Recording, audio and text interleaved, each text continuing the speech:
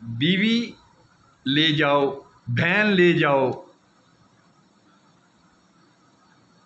بیٹی لے جاؤ، ماں دے جاؤ، ایک ووٹ دے دو اس کے بدلے۔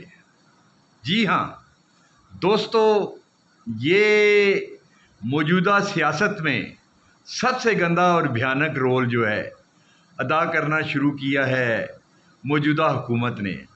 اس سے پہلے کبھی زندگی میں، پاکستان کی ہسٹری میں، دنیا کی ہسٹری میں ایسا معاملہ کبھی بھی نہیں ہوا۔ معصوم بیٹیوں کو اٹھا لیا گیا، جوان بیٹیوں کو اٹھا لیا گیا، بیویوں کو اٹھا لیا گیا، جوان کنواری بہنوں کو اٹھا لیا گیا، ماؤں کو اٹھا لیا گیا۔ کوئی تو ایسا نازک رشتہ ہوگا جس کے بل بوتے پہ ایک ووٹ بھیک میں قاضی فائز عیسیٰ کی ایکسٹینشن کے لیے مل جائے۔ دوستو مجھے پتہ ہے کہ ہو سکتا ہے کہ میرے پہ کئی دفعہ ریڈ ہوئے، گرفتار ہوا، لیکن مجھے ہے حکم اذاں لا الہ الا اللہ۔ حق کے لیے بات کرتا رہوں گا، پیچھے نہیں ہٹوں گا۔ آپ یاد رکھیے گا، یہ ایک نہ ایک دن پہیا الٹا لازمی چلے گا۔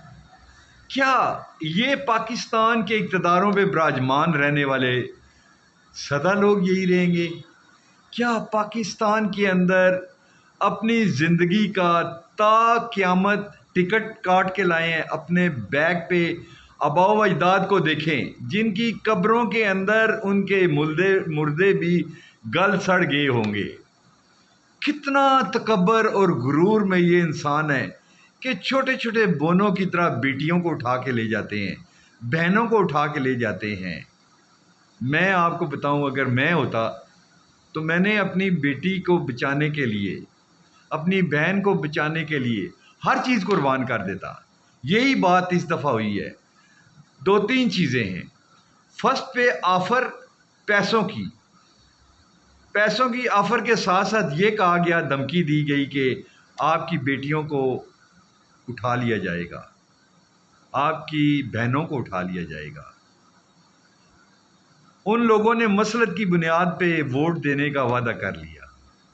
کوئی بات نہیں، اللہ دلوں کے بھید بہت بہتر جانتا ہے۔ آپ کو پتہ ہے کہ جب آپ مر رہے ہوں، زندگی موت کا مسئلہ ہو، تو آپ کو حرام، چوہے، کتے، بلے سب کھانے کی اجازت ہے۔ اسلام اجازت دیتا ہے جان بچانے کے لیے۔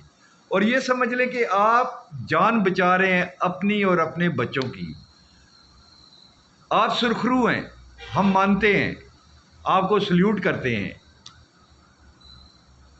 اوپر والی ذات نے ایک فیصلہ لکھا ہے، امپلیمنٹ ہوگا انشاءاللہ۔